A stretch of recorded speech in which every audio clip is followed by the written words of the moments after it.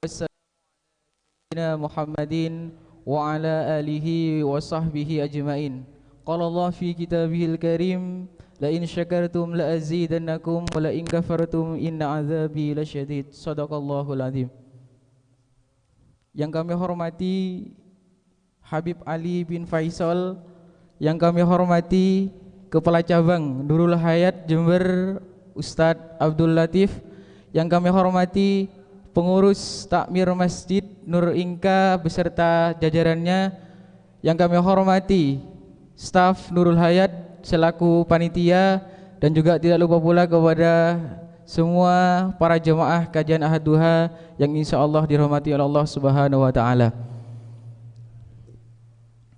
Puji syukur kita haturkan kehadirat Allah Subhanahu wa taala yang mana berkat rahmat serta taufiknya kepada kita sehingga kita bisa berkumpul, kita bisa bermajah langsung di tempat yang insyaallah penuh dengan barakah ini dalam keadaan sehat walafiat. Amin amin ya rabbal alamin. Salawat serta salam tak lupa kita haturkan kehadirat Nabi kita, Nabi Agung Nabi Muhammad sallallahu alaihi wasallam, yang mana berkat beliau kita bisa membedakan yang hak yang batil, yang halal yang haram, yakni dengan adanya ad-dinul Islam wal iman. Para bapak, para ibu, hadirin hadirat jemaah kajian Ahad Duha yang dirahmati oleh Allah Subhanahu wa taala. Sebelum acara kita mulai, saya akan membacakan susunan acara yang akan kita laksanakan pada pagi hari ini. Acara yang pertama yakni pembukaan. Acara yang kedua pembacaan ayat suci Al-Quran. Acara yang ketiga yakni sambutan Kepala Cabang Nurul Hayat Jember. Acara yang keempat yakni Mau'idatul Hasanah. Acara yang kelima tanya jawab. Acara yang keenam atau acara yang terakhir yakni penutup strip doa. Bapak-bapak, ibu-ibu kajian, jemaah kajian Ahad Duha yang dirahmati Allah Subhanahu wa taala, untuk mempersingkat waktu, marilah kita buka acara ini dengan pembacaan umul kitab. Kita doakan bersama, mudah-mudahan Yayasan Lembaga Amil Zakat Nurul Hayat, khususnya Nurul Hayat Jember, kita doakan bersama-sama mudah-mudahan semakin bermanfaat bagi umat. Kita doakan bersama mudah-mudahan binaan Nurul Hayat mudah-mudahan bertambah keimanannya sehingga mengalir kepada kita keberkahannya. Dan juga kita doakan bersama untuk para donatur Nurul Hayat, kita doakan mudah-mudahan apa yang menjadi cita-cita mudah-mudahan dikabulkan oleh Allah Subhanahu wa taala, dan kita doakan bersama mudah-mudahan berkumpulnya kita di sini dijadikan oleh Allah bukti nanti berkumpulnya di surganya. Amin amin ya rabbal alamin. Ala hadhihi niyyah wa ala kulli niyatin shalihah. Al-Fatihah. A'udzubillahi minasyaitonir rajim. Bismillahirrahmanirrahim. Alhamdulillahirabbil alamin arrahmanirrahim maliki yaumiddin. Iyyaka na'budu wa iyyaka nasta'in ihdinas siratal mustaqim. Shiratal ladzina an'amta 'alaihim ghairil maghdubi 'alaihim waladdallin. Amin. Menginjak acara yang selanjutnya yakni pembacaan ayat-ayat suci Al-Qur'an yang akan disampaikan, yang akan dibacakan oleh Ananda, Irfan dan Farhan. Kepadanya waktu dan tempat kami persilahkan.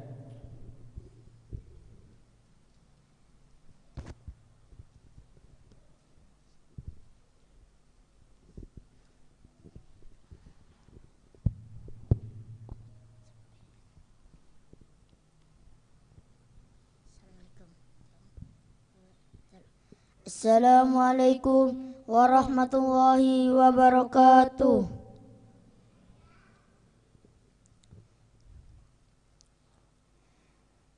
A'udzu billahi minasy syaithanir rajim.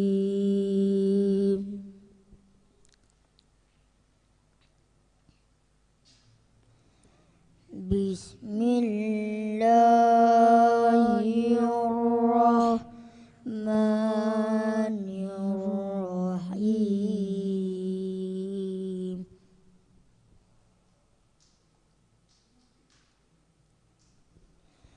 Wan najmi idza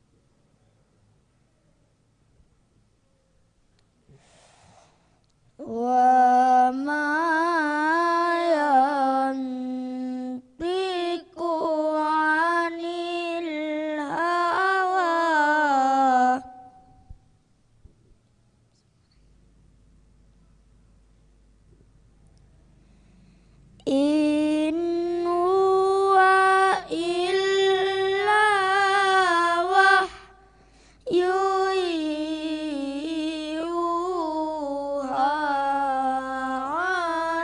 علمه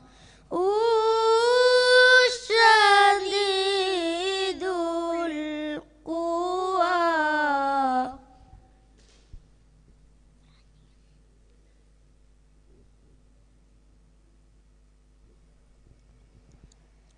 ذو مرة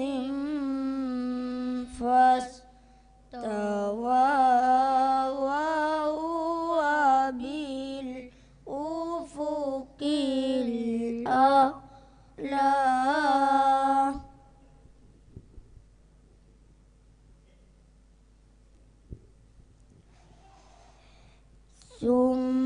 ثم دنا فتدلى فكان قاب قوسين أو أدنى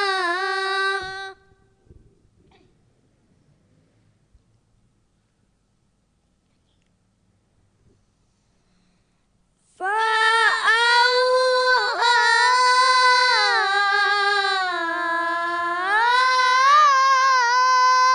إلى عبده ما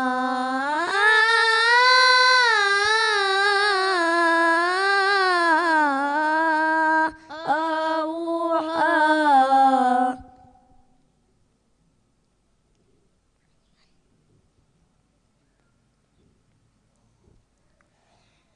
ما كذب الفؤاد ما رأى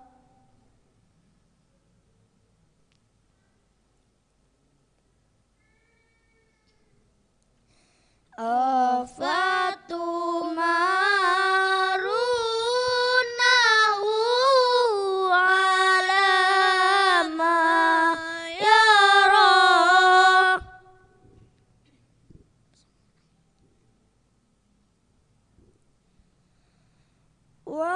ولقد رآه نزلة أخرى عند سدرة المنتهى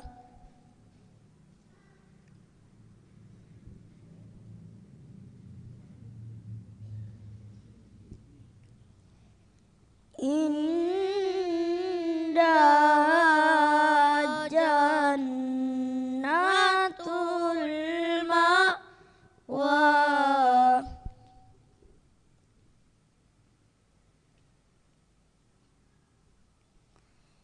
إذ يغشى السدرة ما يغشى ما زاغ البصر وما طغى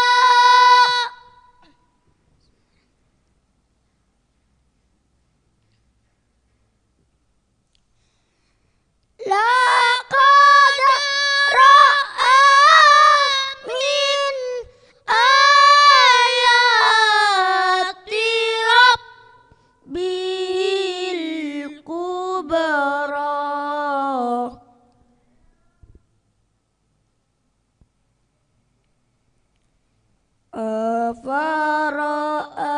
أفرأيتم اللات والعزى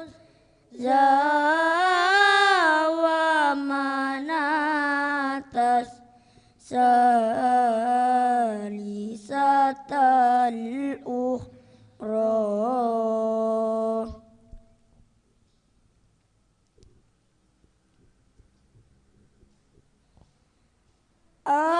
ألكم الذكر وله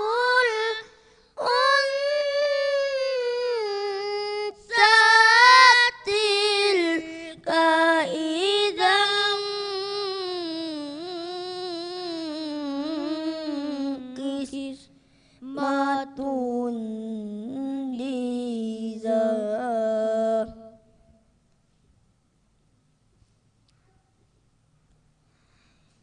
tilka idzan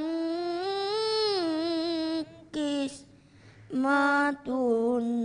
diza.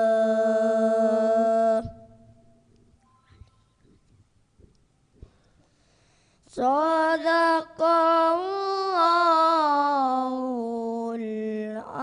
aliyul azim.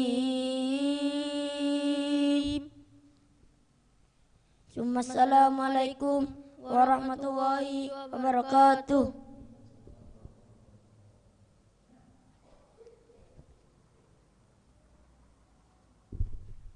Sadaqallahul adzim. Terima kasih banyak.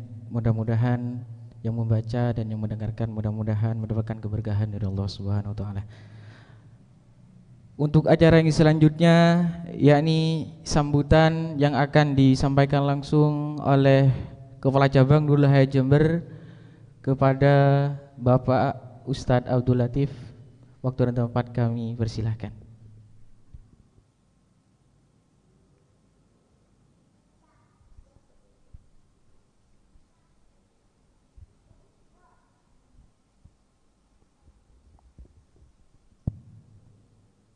Assalamualaikum warahmatullahi wabarakatuh. Alhamdulillahi rabbil alamin. Wabihi nasta'inu ala umurid dunya waddin. Wassalatu wassalamu ala sayyidil anbiya'i wal mursalin Nabiyyina Muhammad wa ala alihi wa ashabihi ajma'in, amma ba'du. Hadratil kiram, para alim, para ulama, para habaib, wabil khusus hadratil kiram ad-da'i ilallah Habib Ali bin Faisal Al-Hamid, siaptina ikraman wa ta'ziman ilaikum, syarabu epon dari Banyuwangi, wa jami'il asatidh wal ustadzah, wa jami'il masyayikh, wa jami'il ulama, wa jami'i muhadirin fi majlisil ilmi, wa jami'i pengunjung taman-taman surga, dan juga segenap takmir Masjid Nur Inka, dan juga segenap hadirin hadirat santri khidmat yang dimuliakan oleh Allah, pejuang dalam dakwah Islam, tim media, tim At-Taubah dan Jember TV, Sol Media TV, dan juga segenap hadirin hadirat yang dirahmati oleh Allah. Alhamdulillahi rabbil alamin. Mari kita bersyukur kepada Allah Subhanahu wa taala. Di hari ini, hari Ahad, tepat pada tanggal 4 Agustus, kita dipilih oleh Allah dari sekian ribu, sekian juta umatnya Nabi Muhammad sallallahu alaihi wasallam yang ada di Kabupaten Jember ini. Kita dipilih untuk hadir di majlis yang sangat barokah yang disebut taman-taman surga, di tempat yang paling mulia yang disebut dengan masjid. Mudah-mudahan anugerah nikmat ini dari Allah Subhanahu wa taala menandakan Allah selalu menurunkan rahman dan rahimnya kepada kita. Dari itu mari kita bersyukur. Dengan kita bersyukur semoga Allah menambah nikmat kita semakin mendekat sehingga mendapatkan ridha Allah Subhanahu wa taala. Amin ya rabbal alamin. Salatullah wa salamuhu, mari kita haturkan kepada junjungan kita Nabi besar Muhammad sallallahu alaihi wasallam biqaulina Allahumma shalli wa sallim wa barik ala sayyidina wa habibina Muhammad. Mudah-mudahan kita semua mendapatkan syafaat dari beliau.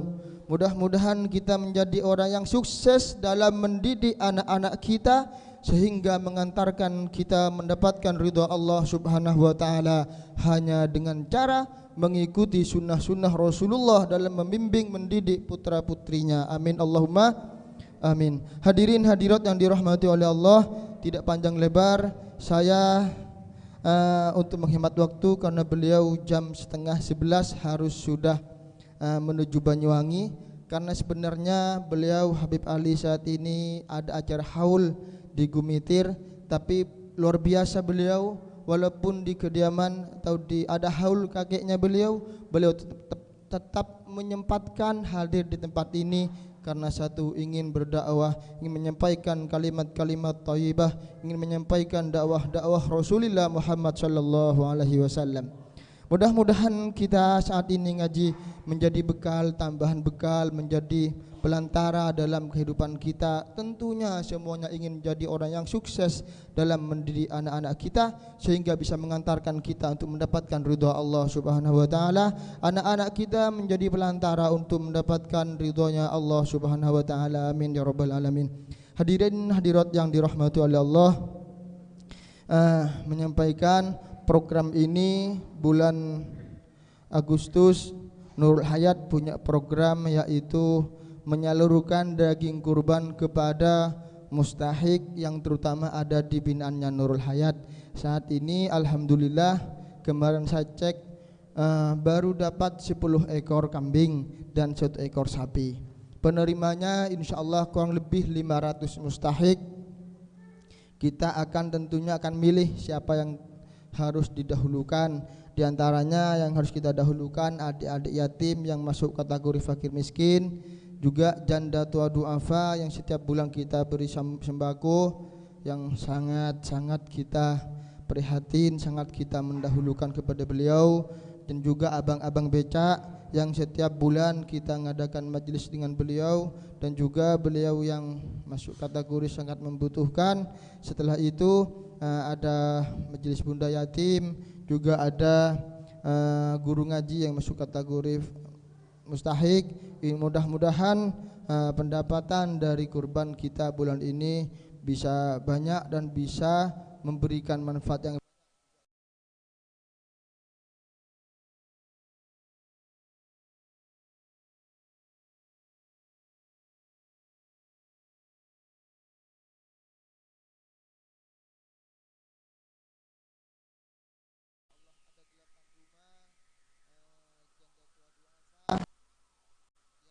pendapatannya sangat sedikit.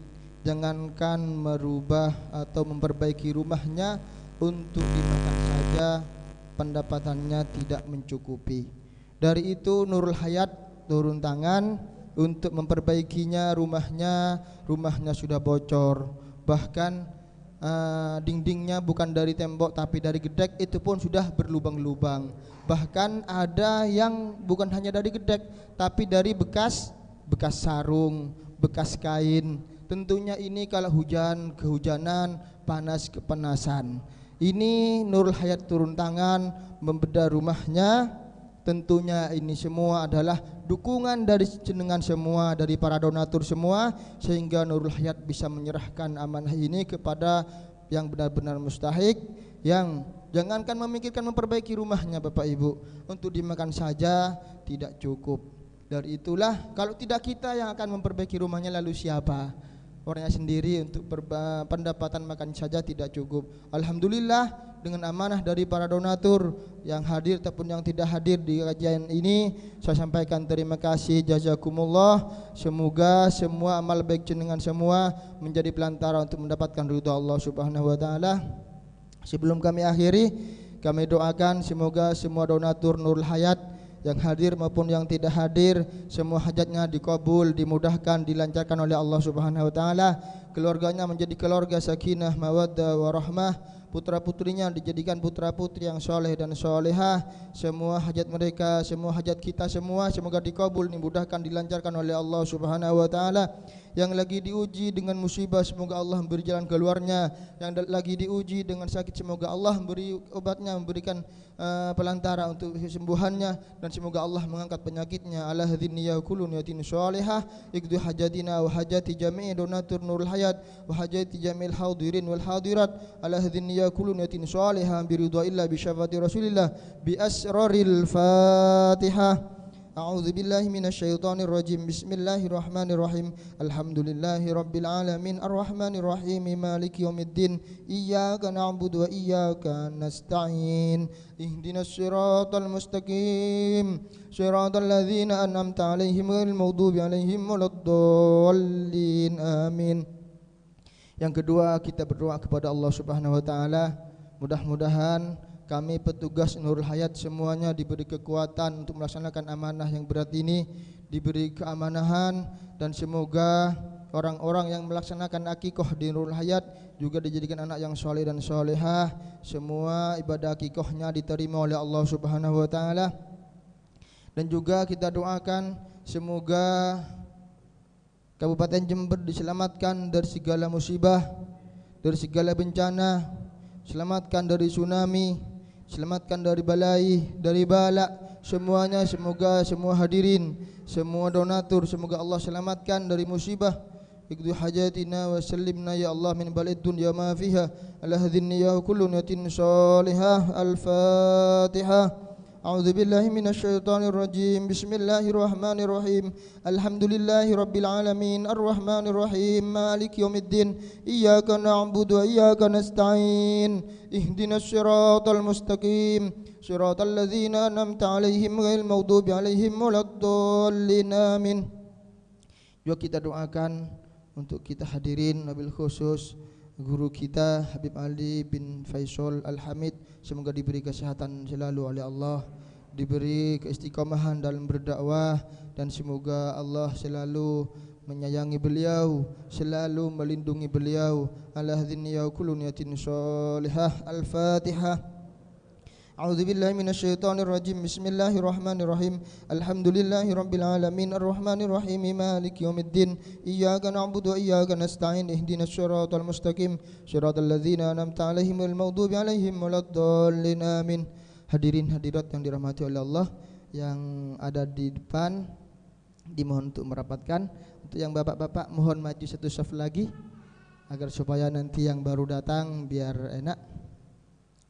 Monggo yang di belakang maju ke depan, di depan diisi terlebih dahulu. Fadhal maju ke depan.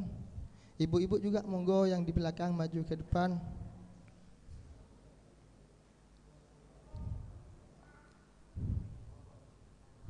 Alhamdulillah, yang sudah maju satu langkah ke depan atau lebih, insyaallah setiap langkah, setiap kita berpindah untuk kebaikan dicatat oleh Allah untuk mendapatkan pahala. Amin Allahumma amin. Demikian sambutan dari saya, kurang lebihnya mohon maaf. Wallahul muwaffiq ila aqwamit thoriq. Wassalamualaikum warahmatullahi wabarakatuh.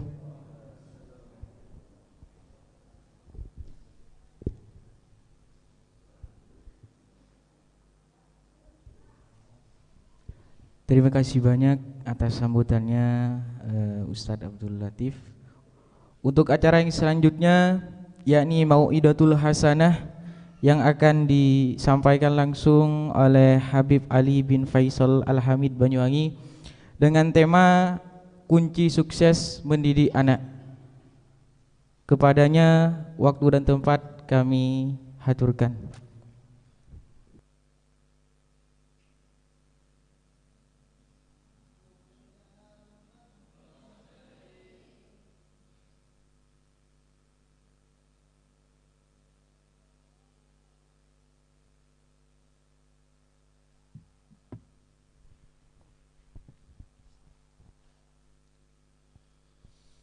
Bismillahirrahmanirrahim. Assalamualaikum warahmatullahi wabarakatuh.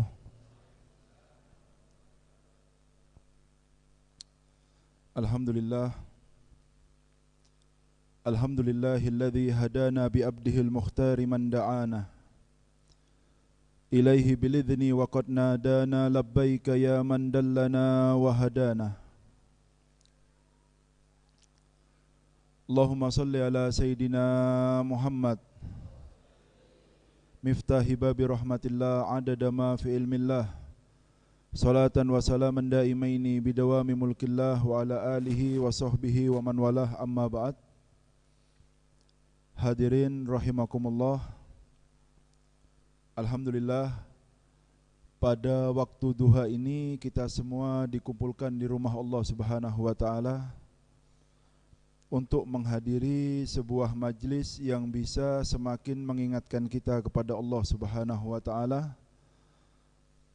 Semoga pada waktu ini Allah menulis qabul di dalam semua apa yang kita lakukan, sehingga kita bisa melihat hasilnya ketika kita menghadap kepada Allah Subhanahu wa taala, karena tidaklah kecil sebuah amalan apabila diterima oleh Allah Subhanahu wa taala walaupun terlihat kecil di mata manusia, tetapi tidaklah besar sebuah amalan apabila tidak diterima oleh Allah walaupun di mata manusia terlihat besar. Karena Rasul sallallahu alaihi wasallam beliau bersabda, "Innallaha yurabbi a'malakum kama yurabbi ahadukum faluwahu." Sesungguhnya Allah Subhanahu wa taala menjaga, merawat amal perbuatan kalian apabila diterima. Syaratnya adalah apabila diterima, seperti kalian menjaga dan merawat bibit yang kalian tanam. Terlihat kecil ketika ditanam, hanya sebuah bibit. Tetapi kalau yang merawat Allah Subhanahu wa taala ketika diterima, ya, maka akan didapatkan pada hari kiamat, kata Rasul sallallahu alaihi wasallam, amalan yang kalian anggap kecil itu kelak akan lebih berat daripada gunung Uhud timbangannya di sisi Allah Subhanahu wa taala. Oleh karena itu Al-Imam Ali karamallahu wajhah beliau berkata, "Kunu bil qabulil a'mal asaddu ihtimaman min kathratil a'mal." Jadilah kalian untuk berpikir bagaimana caranya amal perbuatan kalian itu diterima, itu harus lebih kalian fikirkan daripada harus memperbanyak amal itu sendiri. Jadi yang harus kita pikirkan bukan banyak-banyakan amal, tetapi bagaimana amalan kita diterima oleh Allah Subhanahu wa taala. Karena tidaklah kecil sebuah amalan kalau sudah diterima oleh Allah Subhanahu wa taala, dan tidaklah besar walaupun banyak jumlahnya dari amalan yang kita lakukan kalau amalan itu tidak diterima oleh Allah Subhanahu wa taala. Saya tersentuh dengan bacaan Al-Qur'an yang dibaca oleh qori tadi. Alhamdulillah masuk ke dalam hati ketika beliau berdua, saudara-saudara kita membaca apa tadi? Wan najmi idza hawa. Indah sekali ketika Allah Subhanahu wa taala bersumpah dengan wan najmi tadi, demi bintang. Allah mensifatkan Nabi Muhammad ketika turun setelah perjalanan Isra dan Mi'rajnya dengan bintang, wan najmi, karena kuatnya cahaya yang diambil oleh Nabi Muhammad sallallahu alaihi wasallam setelah pertemuannya dengan Allah ketika Isra dan Mi'rajnya. Banyaknya cahaya yang dibawa oleh Nabi Muhammad ini yang membuat Nabi Allah Musa rindu kepada Nabi Muhammad sallallahu alaihi wasallam. Dahulu ketika di dunia Nabi Allah Musa meminta, ya Rabbi arini angdur ilaik. Ya Allah, aku kepingin melihat engkau ya Allah. Karena setelah mendengar suara dari Allah, kerinduan semakin besar ingin melihat zatnya Allah Subhanahu wa ta'ala. Ternyata tidak dikabulkan oleh Allah ketika di dunia, dan keinginan Nabi Allah Musa itu terkabul dengan melihat Nabi Muhammad sallallahu alaihi wasallam, sehingga banyak dari para ulama mengatakan bahwa rahasia dari Nabi Allah Musa meminta Nabi Muhammad untuk meminta pengurangan dan pengurangan selain tahu kadar dari kekuatan umat Nabi Muhammad, dan juga Nabi Allah Musa menikmati pemandangan yang luar biasa dari Nabi Muhammad setelah pertemuannya dengan Allah dengan cahaya yang sangat luar biasa yang dirindukan oleh Nabi Allah Musa alaihi salam. Karena cahaya yang ada pada Nabi Muhammad inilah sehingga Allah Subhanahu wa taala, Allah Subhanahu wa taala bersumpah di dalam Al-Qur'an dengan kata-katanya wan najmi idza hawa, dan demi bintang. Maksudnya adalah Nabi Muhammad sallallahu alaihi wasallam idza hawa, ketika turun dari perjalanan Isra dan Mi'rajnya. Inilah imam dunia akhirat kita insyaallah, yaitu Nabi Muhammad sallallahu alaihi wasallam. Kita tidak ridho dengan siapapun di atas muka bumi ini untuk menjadi pengganti Nabi Muhammad sebagai imam kita.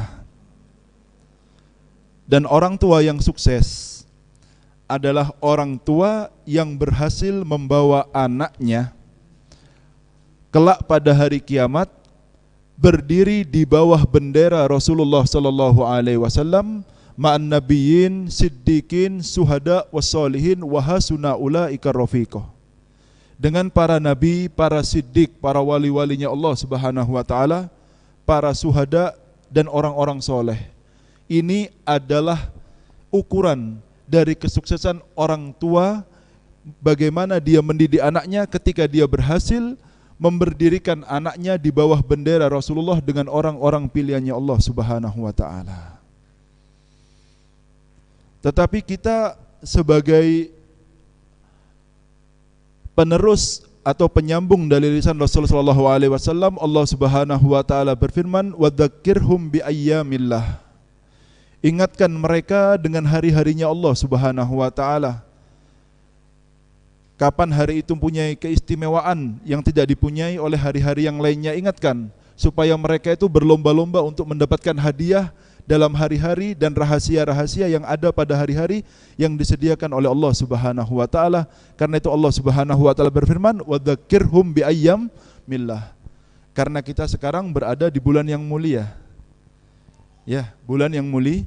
Ya, seperti yang difirmankan oleh Allah Subhanahu wa taala, "Inna iddatas suhuri indallah 12 sahran fi kitabillah yauma khalaqas samawati wal ard minha arba'atun hurum." Bulan itu ada 12 dari penciptaan langit dan bumi, dan dari 12 itu ada 4 bulan mulia. Di antaranya adalah bulan yang kita hidup di dalamnya ini. Dzalika dinul qayyim, itu adalah agama yang lurus, katanya Allah Subhanahu wa taala. Lalu ada peringatan untuk kita semuanya. Apa peringatannya? Fala tadlimu fihinna anfusakum. Jangan kalian dolimi diri kalian pada bulan-bulan mulia tersebut. Jangan sampai kalian bermaksiat pada bulan-bulan mulia ini, maksudnya. Maksiat itu dilakukan kapanpun tidak bagus dan bisa mengundang murkanya Allah Subhanahu wa taala. Khususnya pada bulan-bulan mulia ini sampai ada peringatan khusus dari Allah Subhanahu wa taala. Kenapa?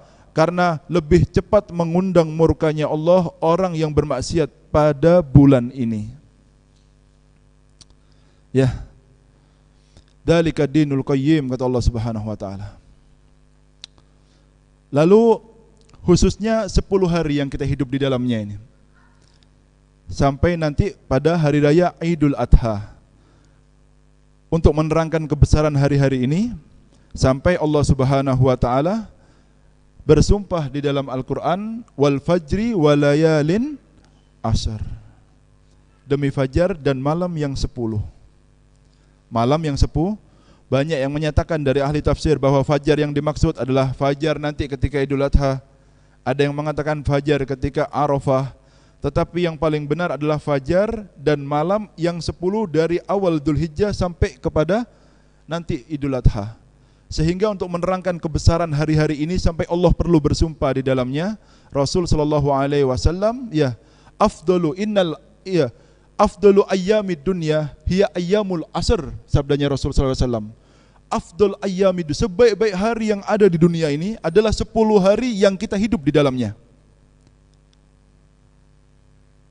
Ya, adalah 10 hari yang kita hidup di dalamnya. Ditanya sama para sahabat Nabi Muhammad sallallahu alaihi wasallam, "Wala ya'diluhunna jihad fi sabilillah ya Rasulullah?" Wala jihad fi sabilillah. Apakah bisa mengimbangi orang yang beramal soleh pada 10 hari yang kita hidup di dalamnya ini, orang yang berjihad di jalan Allah Subhanahu wa taala? Dibilang tidak bisa tetap mengimbangi. Orang yang beramal soleh pada hari 10 hari ini, itu pahalanya jauh lebih besar daripada orang yang berjihad di jalan Allah Subhanahu wa taala. Lalu disebutkan illa man affara wajhahu fit turab. Ini cuma kinayah. Maksudnya kecuali orang yang berjuang lalu dia meninggal sebagai seorang syahid di jalan Allah Subhanahu wa taala untuk meninggikan kalimatnya Allah, merekalah orang yang bisa mengimbangi pahala orang-orang yang beramal soleh pada 10 hari sampai ke Idul Adha kelak. Sampai dibilang afdalu ayyamid dunya, sebaik-baiknya hari yang ada di dunia ini, ya. Dalam hadis Bukhari disebutkan juga oleh Rasul sallallahu alaihi wasallam, ya. Gimana? Ma min amalin shalih ahabbu ilallah. Atau kama qala Rasul sallallahu alaihi wasallam, tidaklah sebuah amal soleh yang lebih dicintai oleh Allah Subhanahu wa taala, ya, dari 10 hari yang ada di dalamnya kita ini sekarang. Wala jihad fisabilillah ya Rasulullah. Tidak bisakah amal soleh yang dilakukan dibandingkan dengan orang yang berjihad di jalan Allah Subhanahu wa taala? Kata Rasulullah, walaupun orang yang jihad di jalan Allah, illa, melainkan yang bisa mengimbangi orang yang beramal soleh pada hari-hari kita sekarang ini adalah rajulan kharaja binafsihi wa malihi summa lam yarji min dalika bisai'in. Seorang laki-laki yang dia keluar berkorban dengan harta dan nyawanya, lalu tidak pulang dengan membawa apa-apa, maksudnya harta dan nyawanya tertinggal di medan perangnya, merekalah orang-orang yang bisa mengimbangi orang-orang yang beramal soleh pada 10 hari yang kita hidup di dalamnya ini. Semoga kita mengetahui harga hari-hari ini semuanya ya. Perlu diingatkan karena Rasul sallallahu alaihi wasallam beliau bersabda, ala inna fi ayyami dahrikum nafahat ala fata'arradu laha. Di dalam hari-hari yang kalian hidup di dalamnya ini ada nafahat, ada pemberian-pemberian yang tidak ada pada hari-hari yang lainnya. Ini hadiah buat kita, diberikan oleh Allah Subhanahu wa taala. Kita ingatkan supaya kalian tahu harga hari-hari yang kalian lalui sekarang ini. Kata Rasulullah, fata'arradu laha, berlomba-lombalah kalian untuk mendapatkan hadiah itu, karena kabar langsung datang dari Rasulullah sallallahu alaihi wasallam, bukan dari orang yang lainnya. Yang wajib kita percayai di dalamnya bahwa hari ini bahkan orang yang jihad di jalan Allah tidak bisa menyamai orang yang beramal soleh pada hari-hari yang kita hidup di dalamnya sekarang ini. Lalu bagaimana dengan malamnya, walayalin asr, 10 malam ini bagaimana?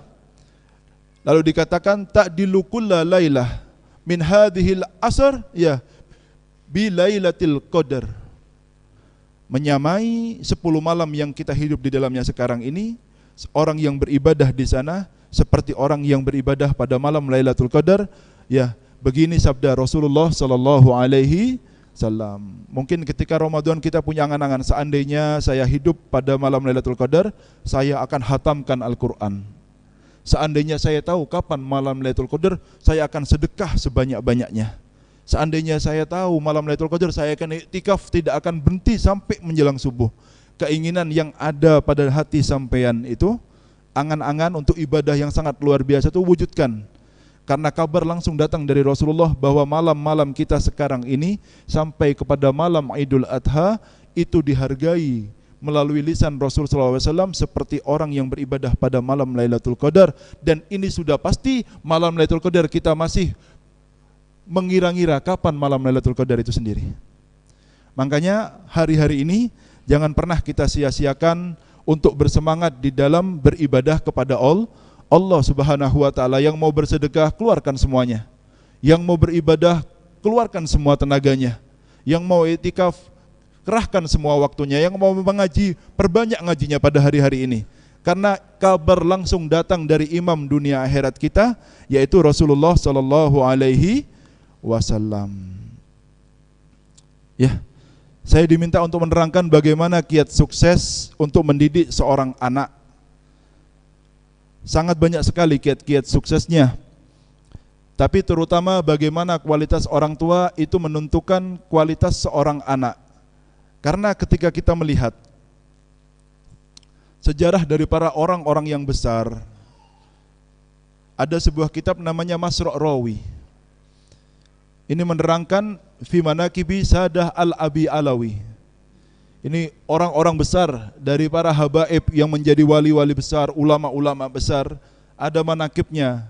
Disebut di dalam kitab Masru' Rawi. Di sana kita melihat selalu guru pertama bagi seorang anak dalam belajar ilmu syariat, akhlak dan lain sebagainya sebelum mereka berguru kepada siapapun adalah orang tuanya. Adalah orang tuanya. Bagaimana cara menikmati? Katanya Habib Abu Bakar Al-Adni, guru kami, bagaimana kita membentuk dalam rumah kita ini madrasah abawiyah. Ini madrasah abawiyah, ini bapak yang menjadi guru madrasahnya ini sama ibunya. Bagaimana caranya? Ya, karena kadang-kadang orang tua ini betul-betul sayang kepada anaknya, cuma dalam pengungkapan sayangnya kepada anak itu keliru.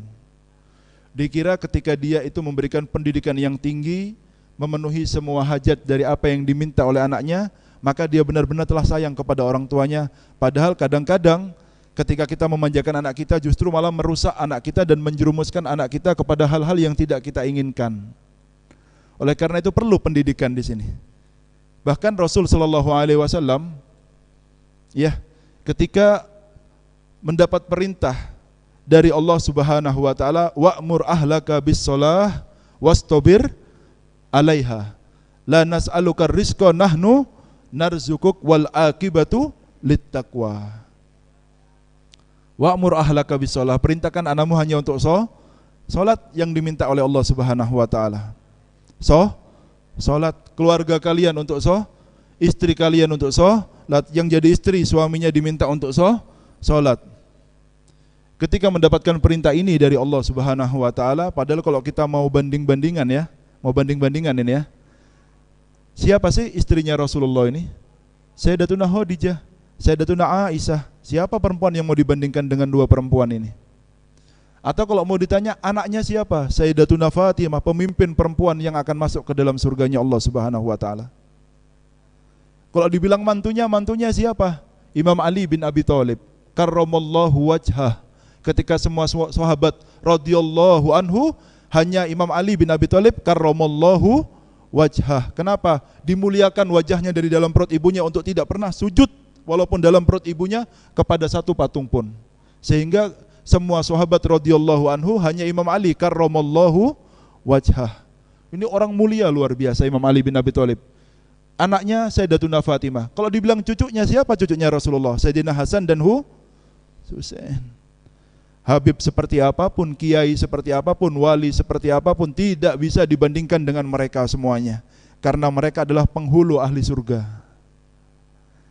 Tetapi Rasul SAW sebagai orang tua tetap menjalankan tugasnya untuk membangunkan anaknya untuk sholat. Menjelang sepertiga malam keliling ke rumah keluarganya. Ya ahlal bait, as-salah, as-salah, ya ahlal bait, salat, salat, salat. Jadi sampean kalau jadi orang tua lakukan tugasnya dengan baik. Jangan berkata anak saya sudah besar, beb, sudah keluarga. Anak tetap anak. Dan orang tua tetap orang tua. Yang harus ada tertanam dalam anak kita, bagaimana dia itu mempunyai pemikiran bahwa orang tua saya perhatian dengan salat saya. Jadi sampean kalau mau tanya, misalkan punya anak sekolah, kuliah, ataupun bekerja di tempat-tempat yang banyak, sebelum tanya pekerjaannya, sebelum tanya sekolahnya, sebelum tanya segala sesuatunya, yang pertama harus ditanya adalah salatnya. Sebelum tanya kesehatannya, sebelum tanya sekolahnya bagaimana, pekerjaannya bagaimana, tanyakan salatnya terlebih dahulu. Bagaimana salatnya?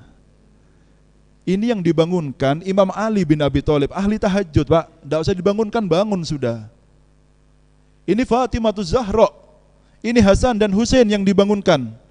Jadi walaupun anak sampean mempunyai anak seorang kiai yang dia mempunyai pesantren sampai santrinya puluhan ribu, bahkan mencetak ulama-ulama besar, dan sampean bukan orang ahli ilmu, tetap lakukan tugas kalian sebagai orang tua untuk mengingatkan anak sampean dengan salat. Dengan salat seperti apa yang dilakukan oleh Rasulullah sallallahu alaihi wasallam. Jangan pernah kecil hati, kapanpun itu, siapapun anak kita. Andaikan mereka menjadi seorang hafidz Quran sekalipun, hafal puluhan ribu hadis sekalipun, tetap lakukan tugas kita sebagai orang tua, yaitu mengingatkan anak kita salat. Kalau sudah ada saling bantu-membantu di dalam keluarga ini ya, suami membantu istrinya untuk beribadah, istri membantu suaminya untuk beribadah, saling mengingatkan satu dengan yang lainnya, ya, maka keluarga yang seperti inilah yang masuk dalam kategori wadzakirina wadzakirat. Orang yang banyak mengingat kepada Allah Subhanahu wa taala. Apa yang mendapatkan apa mereka? Ya, a'adallahu lahum maghfiratan wa ajran azima. Dijanjikan sama Allah. Siapa yang berjanji? Allah. Kira-kira kalau Allah berjanji pasti akan ditepati, tidak mungkin Allah berjanji lalu dia itu khianat dengan janjinya. Tidak mungkin. Ini Allah yang berjanji. Dijanjikan apa oleh Allah? Yang pertama, maghfiratan, ampunan. Sampai jangan kecil hati, beb, saya ini seorang pembunuh, pezina, peminum khamar, penjudi. Sebutkan semua dosa sampean. Sampean punya amanat sebagai kepala keluarga untuk saling bantu-membantu di dalam beribadah. Istrinya dibangunkan kalau sudah waktunya sholat, yang jadi istri dibangunkan suaminya ketika waktunya sholat, anaknya pun dibangunkan. Jangan pernah berkata orang tua, anak saya masih kecil, takut capek, biarkan dia tidur dulu, nanti soalnya sekolah. Enggak, kalau orang tua yang kesian, bangunkan anaknya untuk sholat dari kecil. Jangan bilang kesian lalu dibiarkan tidur anaknya. Ini enggak kesian namanya. Membudayakan dari kecil untuk tidak sholat kepada anaknya. Ini enggak kesian namanya. Ini maksud saya kasih sayang yang keliru kepada anak. Dibangunkan. Kalau perlu sampean sholat malam, dibangunkan anaknya biar melihat walaupun dia tidak sholat. Biar tahu kalau orang tuanya adalah orang ahli qiyamul lail, bukan niat untuk riya tapi niat untuk mendidik kepada anaknya. Kalau sudah ada saling membantu, wadzakirina wadzakirat a'adallahu lahum magfiratan. Ini walaupun kita seorang pembunuh, pencuri, pezina, dahulunya kita masa lalu kita itu misalkan sebanyak itu dosa kita, ya. Tetapi jangan khawatir kalau sudah Allah janjikan ampunan kepadanya. Allah yang berjanji pengampunanku untuk keluarga yang saling mendukung di dalam beribadah kepada Allah. Makanya ibu-ibu ini jangan sampai melemahkan semangat suaminya, terutama ini kalau sudah masalah sedekah ini. Kalau masalah keuangan ini biasanya agak seret-seret sedikit ini. Harus didukung. Ya, karena apa yang dikeluarkan itu adalah harta yang sebenarnya yang sampean akan rasakan kelak ketika menghadap kepada Allah Subhanahu wa taala. Yang pertama adalah ampunan dari Allah Subhanahu wa taala. Dan yang kedua adalah ajron azimah. Pahala yang agung, bukan besar lagi tapi azim, di atas besar. Kalau bicara besar ini kan relatif ya Pak ya Bu ya. Kalau orang seperti kita misalkan uangnya saldonya 50 juta, 40 juta, 30 juta, bilang 100 juta itu banyak. Tapi kalau untuk orang miliuner 100 juta itu hanya sedikit. Orang yang punya uang triliunan bilang 4 miliar, 10 miliar itu sedih. Makanya banyak itu relatif. Dan ini yang berkata banyak dan agung bukan saya, bukan sampean, tetapi Allah Subhanahu wa taala. Yang menciptakan alam semesta ini berkata, janji saya bagi keluarga yang saling mendukung di dalam ibadah, janjiku kepada kalian sebagai hambaku, aku janjikan ampunan sebesar apapun dosa kalian, dan aku akan berikan pahala yang agung kelak pada hari kiamat.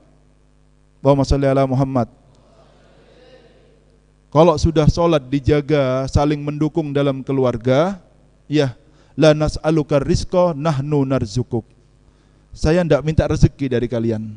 Jangan khawatir kalau masalah rezeki. Yang penting sholatnya dijaga semua satu keluarga. Kami yang akan memberikan rezeki. Orang kaya itu relatif. Bagaimana perspektif orang yang memahami kekayaan itu sendiri. Ada orang yang mengira kaya itu dengan nominal. Menurut saya terlalu naif kalau kekayaan itu hanya dinilai dari nominal. Bagi saya orang kaya itu Pak ya, yang penting dia berkecukupan, tidak kurang-kurang hidupnya, hajatnya tersampaikan. Lalu dengan rezeki yang diberikan sama Allah, dia tetap bisa ngaji, atau kalau dia predikatnya ustadz ataupun kiai, dia bisa tetap ngajar dengan ilmunya, dan dengan rezeki itu dia bisa menyambung tali silaturahmanya dan tidak mengurangi waktu ibadahnya. Ini menurut saya orang kaya. Tapi percuma kalau dia diberikan nominal yang besar oleh Allah Subhanahu wa taala, tetapi dengan pekerjaannya itu dia tidak bisa lagi mengaji mencari ilmu. Tapi percuma dia mempunyai nominal yang banyak, tetapi dengan nominal itu dia tidak menyambung tali silaturahminya karena sibuk dengan pekerjaannya. Tapi percuma dia mempunyai harta dan nominal yang banyak sehingga tidak ada waktu untuk mendidik anak-anaknya. Ini bukan orang kaya bagi saya. Karena itu kan kaya itu bagaimana dan siapa yang melihatnya, beda-beda. Ada yang cuma sekedar melihat dari nominalnya, ketika rumah besar, mobil mewah, uang banyak, kaya katanya. Bagi saya belum kaya masih. Bagi saya itu punya anak-anak soleh itu kaya. Dan tidak mungkin anak itu menjadi soleh kecuali atas didikan pertama kalinya adalah orang tuanya. Yang pertama itu orang tua. Bagaimana dia itu membentuk bi'ah, lingkungan yang bisa mendidik anaknya menjadi pribadi yang berakhlakul karimah dan semangat di dalam beribadah kepada Allah Subhanahu wa taala. Sebetulnya ini adalah cara yang sebelumnya. Ini bagi yang masih belum menikah sebetulnya. Kalau sudah nikah kasep sudah ya. Yang sudah menikah ya sudah, yang ada itu telateni dulu ya. Yang belum menikah saya sarankan ya, ketika Rasul sallallahu alaihi wasallam bersabda tungkahul mar'atu li arba'ati hisal, ya, li jamaliha, limaliha, lihasabiha, lidiniha. 4 perkara itu yang banyak dilihat oleh seorang laki-laki di dalam menikahi seorang perempuan. Yang pertama pasti dilihat cantiknya dulu. Oh cantik. Ya. Hati-hati ya, jangan cuma sekedar melihat cantiknya perempuan. Sampai diperingatkan sama Rasul sallallahu alaihi wasallam, iyyakum wa hadra'ad diman. Hati-hati, jangan sampai kalian itu menikah dengan hadro ad-diman. Apa itu hadro ad-diman? Jangan sampai dinikahi perempuan yang seperti ini. Bagaimana? Ya, apa? Wa hadru adiman ya Rasulullah. Apa itu hadru adiman? Kok sampai kita dilarang untuk menikahi perempuan seperti ini? Imra'atul hasna fi mambatis su. Perempuan yang cantik luar biasa tapi tempat tumbuhnya keluarga yang enggak bagus. Jangan dinikahi, ngerusak keturunan kita sampai ke bawahnya nanti. Karena kita melihat perbandingan yang sangat nyata, misalkan seorang habaib atau kiai punya pesantren besar, abahnya satu, tetapi dengan dua ibu yang berbeda, kualitas anaknya pun berbeda. Karena anak kita akan tumbuh di dalam perut ibunya, bukan di perut bapaknya. Atau yang menyusui adalah ibunya, bukan nyusu sama bapaknya. Karena itu sifat-sifat yang ada ibunya pasti akan tertular kepada anaknya. Makanya diperingatkan sama Rasulullah, iyyakum wa hadro ad-diman. Hati-hati kalian dengan perempuan yang cantik, yang tumbuhnya di tempat yang jelek. Jangan sampai dekat-dekat, walaupun secantik apapun. Katanya orang-orang, walaupun kalau lalat nempel di kulitnya sampai kepleset itu katanya, saking mulusnya, jangan didekati perempuan seperti ini. Tidak ada bagusnya sama sekali. Oleh karena itu kan katanya Kanjeng Nabi, ya, fadfar bidzatid din. Beruntunglah kalian dengan memilih agamanya dahulu. Makanya kalau mau menikah, dilihat perempuan ini cocok enggak sebagai pembimbing anak saya. Jangan pakai nafsu ngelihatnya kepala itu. Kalau pakai nafsu nanti akhirnya enggak akan ada selesainya. Yang ada ribut dan ribut setelahnya menikahnya nanti. Ya, dilihat perempuan seperti ini cocok enggak ya untuk pembimbing anak-anak saya, investasi akhirat saya. Itulah tolak ukur pertama seorang laki-laki untuk mencari seorang istri sebetulnya. Dahulu Sayyidina Umar bin Khattab radhiyallahu ta'ala anhu wardoh. Ya, ini saya kemana-mana ini ya, enggak apa-apa ya. Sayyidina Umar bin Khattab, beliau ketika menjadi seorang khalifah, dilihat di atas gunung sana ada lampu yang masih menyala padahal malam sudah gelap gulita. Waktu orang-orang sudah istirahat semuanya. Berarti apa? Kalau ada lampu yang menyala berarti masih ada orang yang belum tidur di atas gunung sana. Rumah sendirian di atas gunung. Akhirnya didatangi oleh khalifah ini. Kepengin tahu apa mungkin ada masalah, ada yang sakit dan lain sebagainya. Datang ke rumah tersebut. Ketika datang dan didengarkan, ternyata ada seorang ibu dan anak perempuannya yang sedang bercakap-cakap. Apa yang mereka cakapkan? Ternyata dua orang keluarga kecil ini, ibu dan anaknya ini, adalah seorang penjual susu di pasar Madinah ketika pagi hari. Malam-malam mereka mengemas susunya. Lalu ibunya berkata, anakku, bagaimana kalau kita tambah air sedikit supaya penghasilan kita bertambah? Tidak jadi susu murni lagi, tapi campuran dengan air. Supaya penghasilan kita bertambah. Lalu anaknya berkata apa? Ini ada Sayyidina Umar bin Khattab mendengarkan percakapan mereka depan pintunya dan mereka tidak sadar dengan keberadaan Sayyidina Umar bin Khattab. Ya. Lalu berkata apa? Apakah ibu tidak takut apabila diketahui Umar bin Khattab khalifah kita katanya? Ibunya berkata, apa Umar bin Khattab tidak akan bangun pada waktu ini? Pasti dia tidur di rumahnya bersama keluarganya.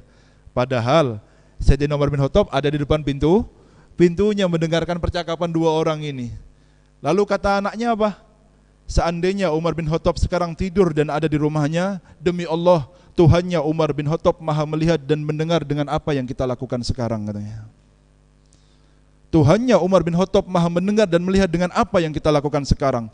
Tergerak Sayyidina Umar bin Khattab mendengar perkataan seorang perempuan yang soleha ini.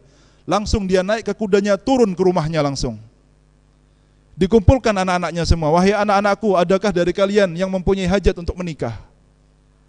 Ayo, ada yang mungkin kawin apa enggak? Seorang anaknya bernama Asim. Angkat tangan. Saya, wahai orang tuaku, wahai Aba katanya. Kawin dengan orang yang ada di atas gunung sana, karena di sana ada perempuan yang solehah katanya.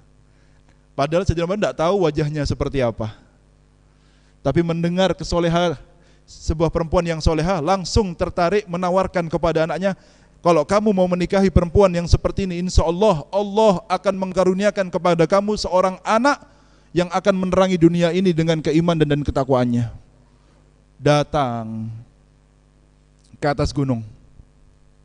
Ya, dinikahi dengan Sayyidina Asim, mempunyai seorang anak perempuan ini menikah dengan Abdul Aziz, dan keluarlah seorang cucu yang bernama Umar bin Abdul Aziz, seorang khalifah yang memenuhi dunia dengan keadilannya. Allahumma sholli ala Muhammad. khalifah yang takwa, yang beriman. Kenapa? Dari bibit yang unggul. Dari bibit yang unggul. Bagaimana dengan kita ini ya? Ya yang sudah telat, ya sudahlah, yang ada saja sudah dinikmati sudah. Bagaimana lagi ya? Ya, tapi yang belum menikah ini tolong jangan cuma dilihat wajahnya saja, tapi dilihat anak saya akan jadi apa ketika dididik dengan perempuan yang seperti ini. Itu cara memandang pertama kali. Ya. Lalu Nabiullah Ibrahim, saya disuruh bawa Nabi Ibrahim alaihissalam. Apa yang mau saya ceritakan dari Nabi Ibrahim ini? Seorang khalil, takhallala qalbuhu bimahabbatillah. Penuh hatinya dengan kecintaannya kepada Allah Subhanahu wa taala, tidak menyisakan sedikit pun untuk makhluk, bahkan untuk istri dan anaknya. Bahkan ketika ada perintah untuk menyembelih anaknya sekalipun. Allah.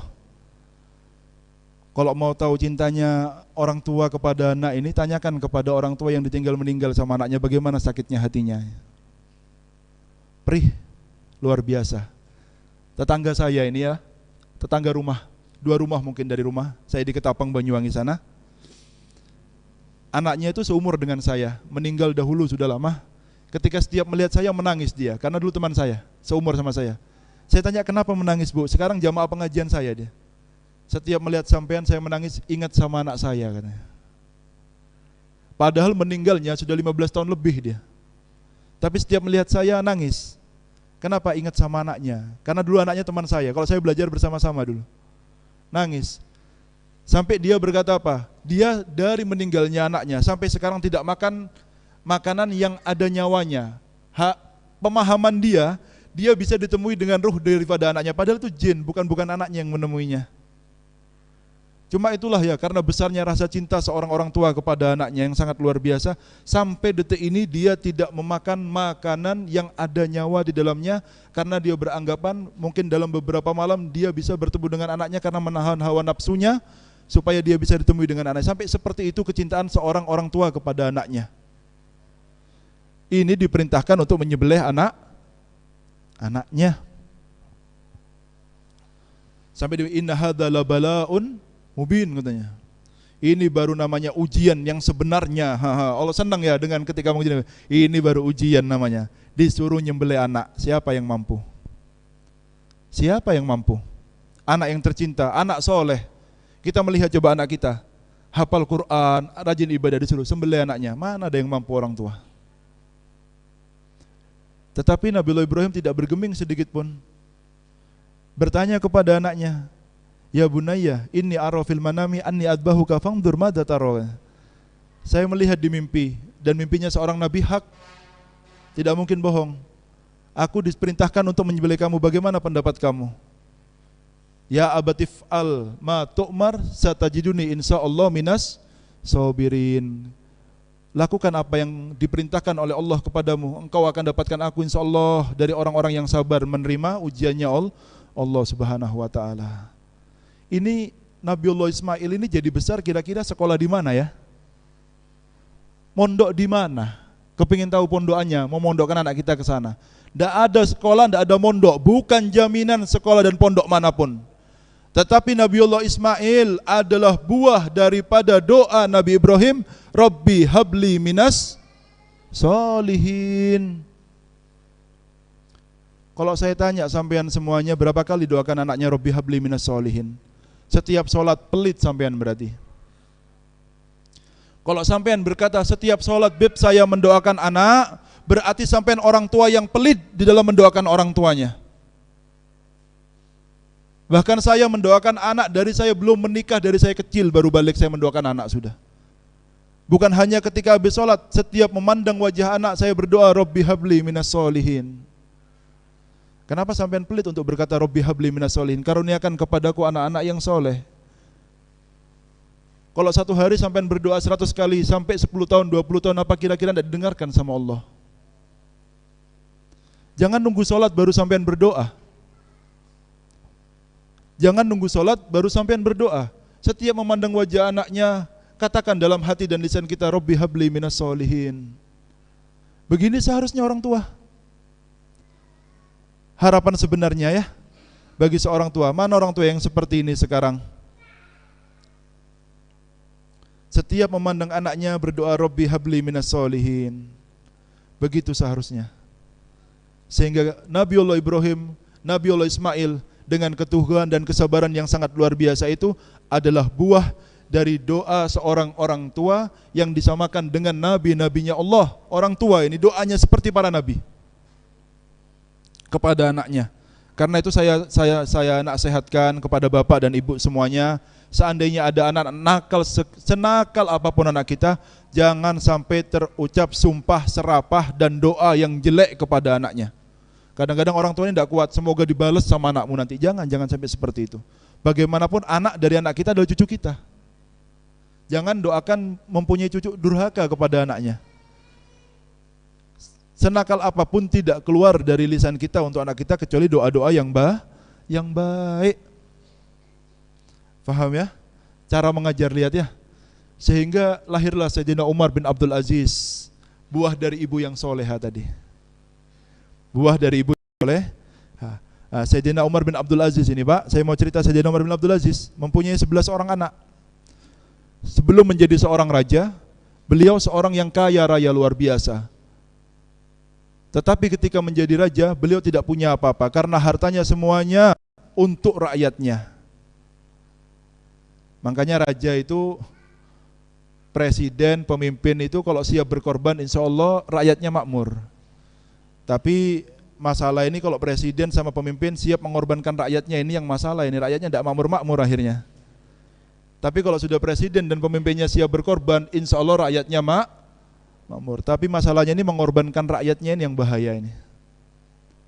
Ya, kalau kayak Sayyidina Umar bin Abdul Aziz siap berkorban, sehingga yang dahulunya kaya sebelum jadi raja bukan tambah kaya, tapi tambah miskin. Ketika menjelang sakaratul mautnya ya, ada seorang khalifah dijuluki Al-Mansur, Abi Ja'far Abdullah bin Muhammad, khalifah kedua dari kehilafaan Abbasiyah. Hari pertama dibaiat menjadi seorang khalifah, datang seorang imam besar bernama Imam Muqatil.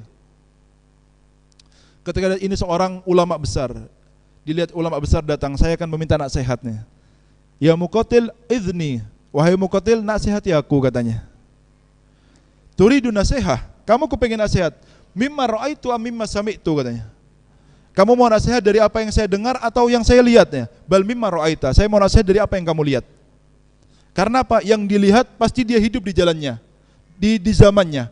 Tetapi apa yang dia dengar bisa jadi dia tidak hidup di zamannya. Tetapi yang dilihat pasti dia hidup di zamannya. Saya mau nasihat dari apa yang kamu lihat, katanya. Baiklah, saya melihat Marwan bin Hakam. Ini khalifah ini. Ya, sebelum Umar bin Abdul Aziz. Meninggal dunia, mempunyai 11 orang anak. Bagian warisan dari setiap anak adalah alfi dinarin, 1 juta dinar. Dinar ini mata uang terbuat dari emas, 1 juta keping uang emas setiap anak. Dan saya melihat Umar bin Abdul Aziz ketika meninggal dunia juga meninggalkan 11 orang anak. Ketika menjelang sakaratul maut, ditanya oleh orang-orang, apa yang kamu tinggalkan untuk anakmu? Ternyata dia mempunyai 18 dinar saja. Ya, 5 dinar untuk membeli kafannya, 4 dinar untuk ongkos penggalian dana kuburannya. Sisanya dibagi 11, tidak sampai 1 dinar per orang, tidak sampai. Tidak sampai satu koin uang logam emas, bahkan tidak sampai. Ini 1 juta per anak. Ditanya, ya, taraktu lahumut taqwa. Aku tinggalkan bagi mereka takwa kepada Allah Subhanahu wa taala. Lihat orang tua ya, mendidik luar biasa supaya anaknya menjadi anak yang bertakwa. Inilah orang tua yang sebenarnya. Wa in kanu sholihin, kalau mereka anak-anak yang soleh, saya tidak perlu khawatir. Allah yatawalla sholihin.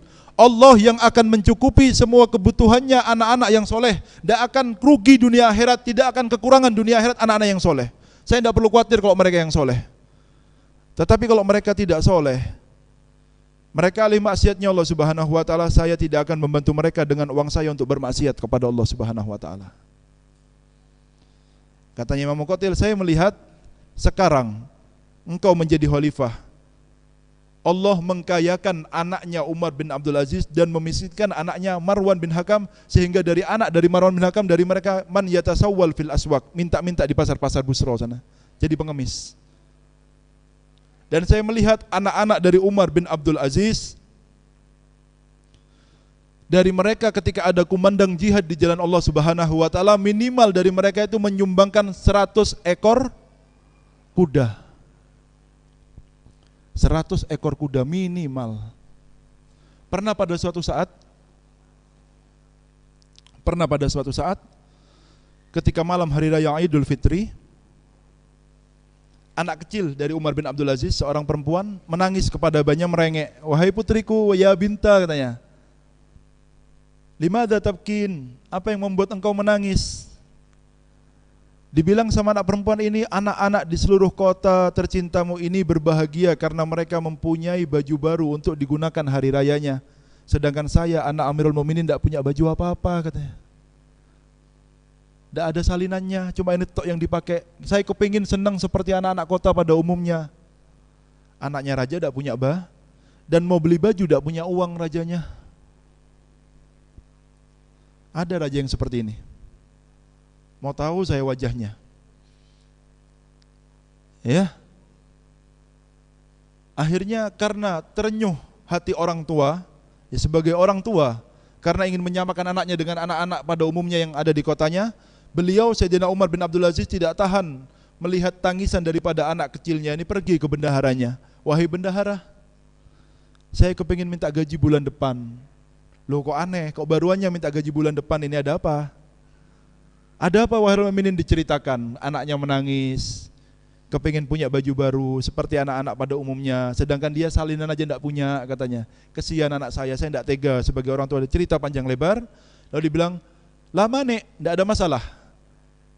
Akan saya kasih gaji bulan depan dengan satu syarat." "Apa syaratnya itu?" "Ya kamu jamin kepada saya bahwa kamu akan hidup sampai bulan depan." Jaminannya satu, ya, supaya sempurna bayarannya, kamu jamin sama saya kalau kamu bisa hidup sampai bulan depan.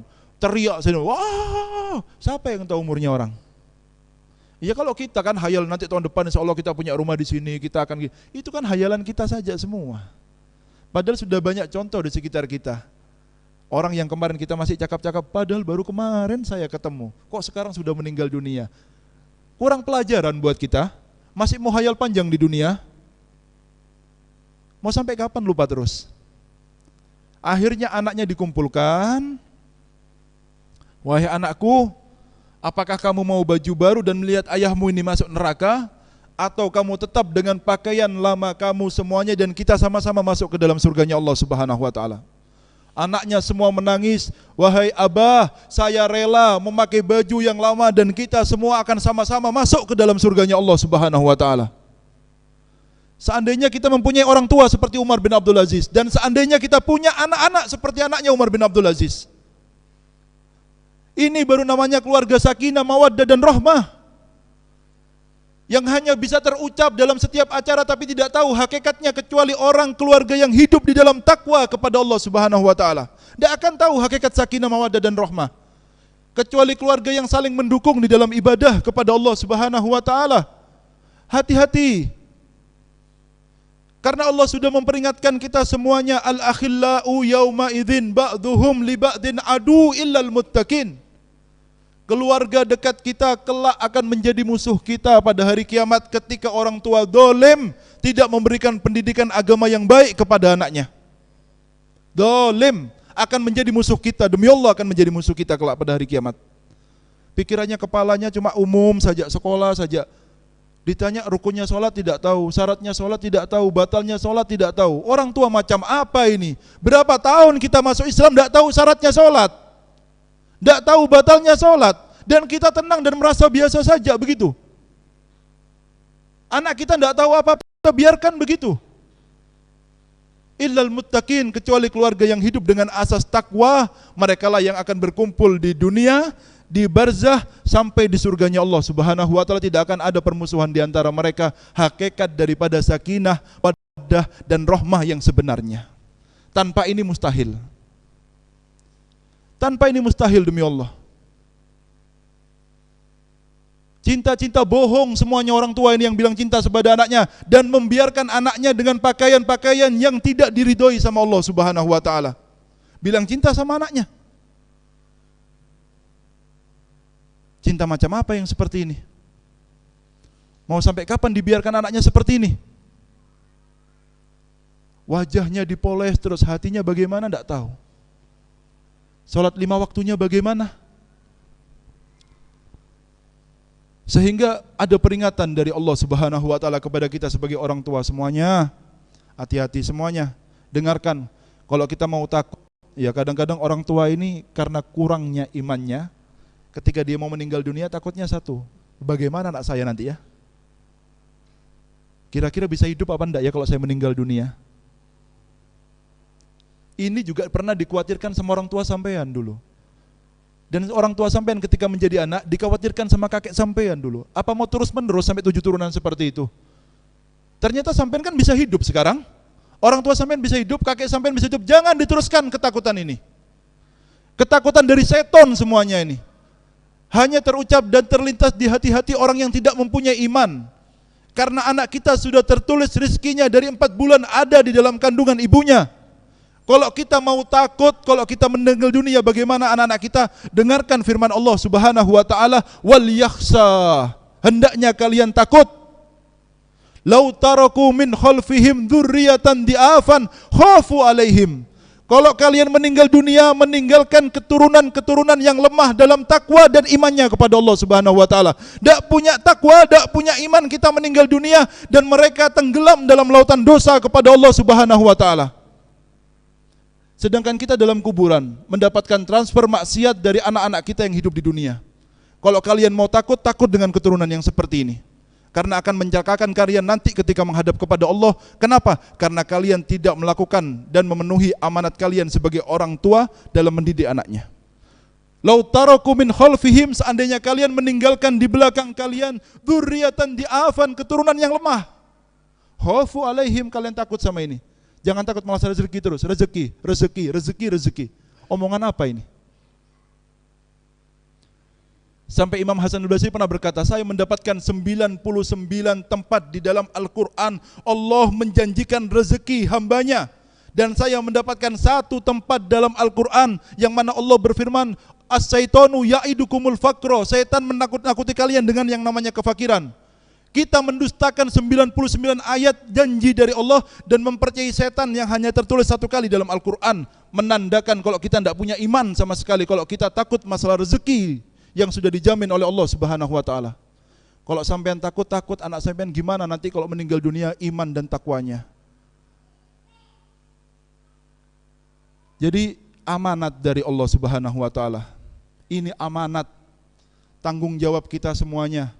Bagaimana kita ini dalam mendidik anak-anak kita semuanya. Lalu cara yang selanjutnya adalah kita wajib mengabdi kepada orang tua kita. Karena sudah sabda dari Rasul sallallahu alaihi wasallam, birru abaakum tabirrukum abnaukum. Berbaktilah kalian kepada orang tua kalian, balasannya karena dilihat sama anaknya ketika kalian mengabdi kepada orang tuanya. Pendidikan secara langsung mata demi mata ini ya lebih mengena ke dalam hati. Tabirrukum abnaukum, anak kalian akan mengabdi kepada kalian. Mereka akan menjadi anak-anak yang berbakti kepada kalian ketika kalian berbakti kepada orang tua kalian. Wa'ifu ta'ifa nisa'ukum, jaga diri kalian dari maksiat. Niscaya kalian akan dikaruniai istri dan anak-anak perempuan yang terjaga semasa hidupnya. Ini kiat, ini resep dari Rasulullah SAW. Bagaimana cara anak perempuan saya biar selamat ya dari pergaulan zaman yang keras seperti ini. Bahaya, ini anak perempuan dibawa kemana nanti dicium, dia sudah rusak semuanya. Kalau mau terjaga, dijaga sampean sebagai orang tua. Badannya dijaga yang bagus. Kalau sudah sampean bisa jaga badan, insya Allah resep dari Kanjeng Nabi tidak akan kelewatan. Sudah betul sudah. Akan diberikan anak-anak perempuan yang terjaga dari semua fitnah yang ada di zaman ini semuanya. Semoga jadi ilmu yang bermanfaat semuanya. Ya, saya ingatkan lagi bahwa hari-hari yang kita lalui ini hadiah dari Allah. Jangan pernah disia-siakan setiap detik dan waktunya. Manfaatkan secara maksimal untuk beribadah kepada Allah. Kalau kalian ingin berhayal melakukan apa pada malam Lailatul Qadar, lakukan pada malam-malam ini, karena setiap malamnya adalah berimbang dengan pahalanya orang yang beribadah pada malam Lailatul Qadar, dan siang-siangnya afdalu ayyamid dunya, sebaik-baik hari yang ada di dunia ini adalah hari di mana kita hidup sampai ke Idul Adha. Maka mari yang mau sedekah, perbanyak sedekahnya, mau korban, titipkan di sini semuanya. Ya, insya Allah akan diberikan kepada orang-orang yang berhak untuk menerimanya semuanya. Hadza minni wa la faminkum. Assalamualaikum warahmatullahi wabarakatuh.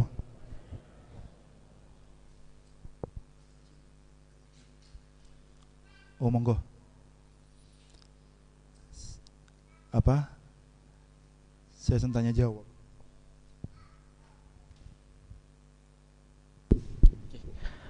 Jamaah sekalian, mungkin barangkali ada yang mau didiskusikan atau ada yang mau ditanyakan. Untuk jemaah akhwat barangkali ada yang mau Tes.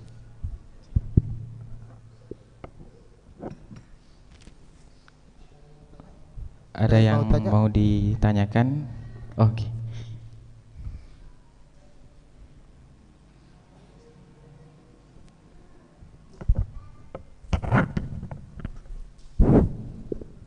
Assalamualaikum warahmatullahi wabarakatuh.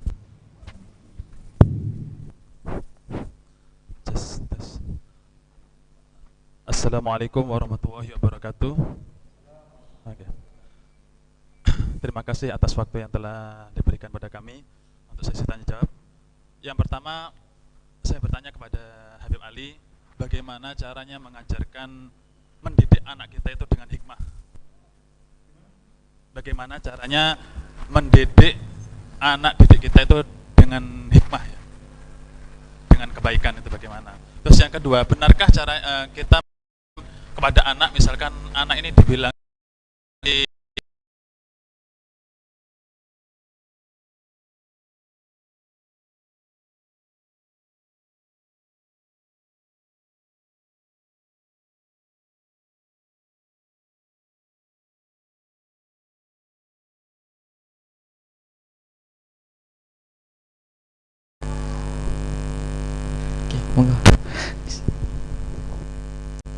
mendidik anak dengan hikmah.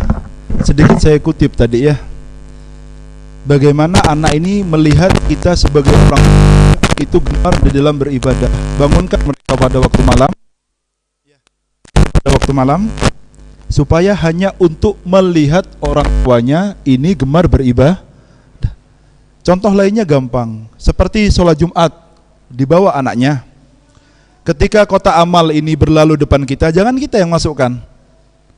Berikan uangnya kepada anak kita, biar anak kita mulai kecil kita tanamkan kepada anak kita sifat dermawan sejak dini.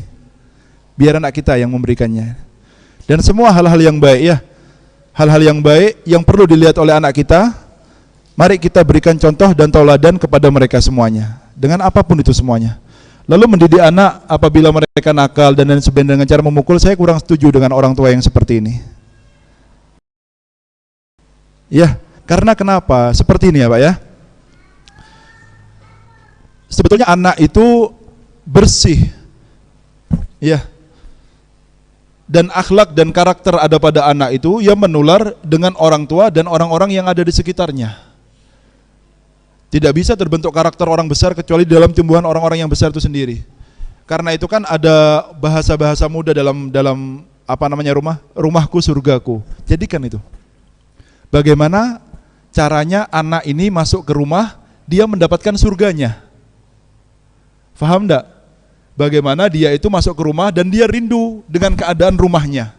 Adalah tempat yang paling dia idam-idamkan di atas muka bumi ini adalah ketika berkumpul dengan keluarganya. Tetapi ketika orang tua sudah mempunyai sifat seperti ini, senang mukul apa, bahkan kadang-kadang anak ini enggan, takut ketemu orang tuanya. Seakan-akan mau ketemu malaikat maut ini. Kalau macam-macam dikepuk be bapak enggak. Jadikan rumah kita ini sebagai surga kita. Sehingga apa? Anak kita tidak mencari surga di luarnya. Kenapa kok mereka itu mencari kesenangan di luar rumah? Karena dia tidak mendapatkan surga ketika ada di rumahnya. Faham semuanya ya? Sehingga nanti ketika berkumpul di luar melihat akhlak, mendapatkan kesenangan yang sebetulnya tidak baik, tapi karena itu yang dia dapatkan, akhirnya mereka rusak dengan orang-orang yang rusak. Ajarkan kasih sayang kepada mereka semuanya. Seandainya perlu menghukum, hukumlah dengan hal yang mendidik dengan anak kita. Contohnya, saya dulu kalau nakal, apa semuanya ini, suruh ngaji Yasin 3 kali 4 kali, nangis saya sudah dulu. Kok enggak senang sekali suruh ngaji dulu masih kecil?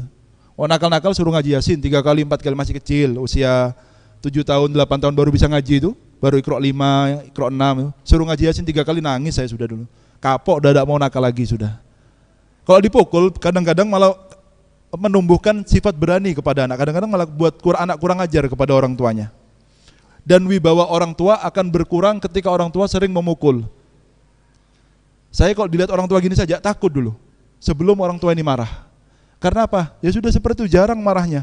Jadi kalau marah ini sesuatu yang sangat sakral sekali orang tua ini. Tapi kalau sudah setiap hari marah, biasa anak sudah, tidak sakral lagi marahnya orang tua akhirnya. Marah menjadi tidak sakral lah. Makanya kita tumbuhkan bagaimana anak kita merasakan surga ketika kumpul dengan kita, sehingga dia tidak mencari surga ketika di luarnya. Tempat paling indah di dalam dunia ini adalah ketika berkumpul dengan keluarganya. Dan itu tidak mungkin terwujud dalam sebuah keluarga apabila orang tuanya senang mukul kepada anaknya. Tidak akan dapat surga di rumahnya. Wallahu a'lam. Ada lagi? Barangkali dari jamaah akhwat ada yang mau disuarakan.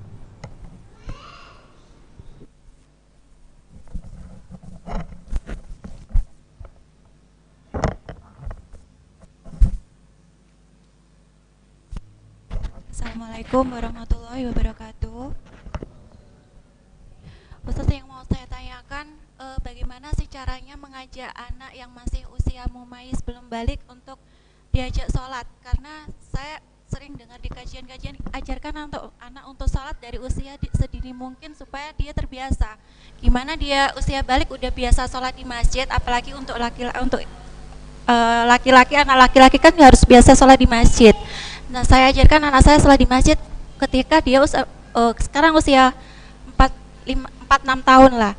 Nah, kalau yang 6 tahun, oke, udah ngerti di masjid itu nggak boleh ngobrol. Tapi kalau yang masih usia 4 tahun, kadang-kadang ketemu temannya, kadang ingat, kadang nggak. Nah, misalnya sholat isya 4 rakaat, 2 rakaat pertama oke, tapi rakaat ketiga udah mulai tergoda sama temennya yang seusianya dia gitu loh, Ustaz. Kemudian gimana ya? Kan masjid itu bukan punya saya saja, kadang-kadang ada orang yang punya pemikiran beda dengan kita. Kok anak kecil dibawa ke masjid sih? Kan nanti sholatnya jadi nggak khusyuk semuanya begitu. Nah, bagaimana tapi itu juga kepilih lillahi ta'ala, saya hanya mengajarkan anak saya untuk bisa sholat di masjid, itu aja. Sudah, terima kasih. Assalamualaikum warahmatullahi wabarakatuh. Ya itulah, ya, anas ajnas, orang itu beda-beda. Ya pasti ada yang berpikiran seperti ini, pasti ada orang yang tidak cocok dengan pemikiran kita, itu biasa. Tetapi menanamkan untuk cinta dengan masjid sejak dini itu bagus. Yang jadi masalah ini kalau sudah masjid tidak disenangi dengan orang-orang mulai kecilnya ini sudah. Biarkan mereka itu rekreasi di masjid, walaupun mereka itu nanti rame dan lain sebagainya. Saya dulu kalau sudah di majelis ini, yang saya bawa anak kecil-kecil semuanya dulu. Karena apa? Mereka yang akan besar nanti. Yang tua-tua ini akan meninggal dunia sudah. Kita ini berdakwah ngajak generasi selanjutnya supaya lebih bagus. Yang tua-tua sudah tidak ada apa-apanya, sudah mau meninggal dunia sudah. Tapi kecil ini harus kita tanamkan ya. Dari mereka, biarkan orang yang berbicara biasa, orang komentar itu biasa. Jangan terlalu didengarkan juga. Karena menanamkan cinta kepada masjid sejak dini itu perlu. Musibah yang sekarang ini adalah orang tua takut membawa anaknya kepada masjid, dibilang belum tamyiz, belum waktunya, nanti aja kalau sudah besar. Enggak, dari kecil diajak.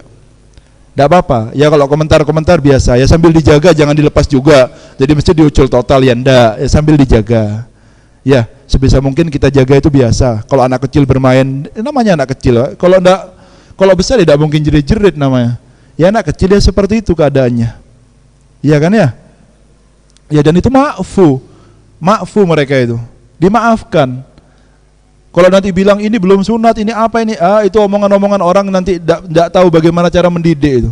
Rasulullah saja dinai sama Sayyidina Husain dan Husain ketika sholatnya. Dalam artian apa? Diperbolehkan sama Kanjeng Nabi anak kecil bermain di sana itu.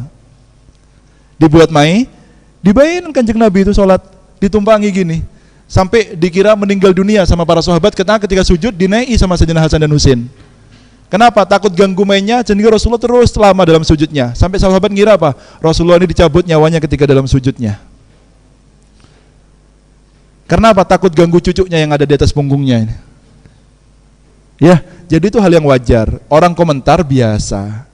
Ya, tetapi ya jangan dilepas total anak kecil ketika di masjid. Ya, karena takut ganggu yang khusyuk yang lainnya. Sebisa mungkin kita jaga, ya. Jangan dilepas total, tetapi tanamkan dari sejak dini untuk cinta kepada masjid. Wallahu a'lam. Begitu ya Bu ya, kurang lebih ya. Sudah? Barangkali yang lain ada yang mau dipertanyakan. Oh, oke.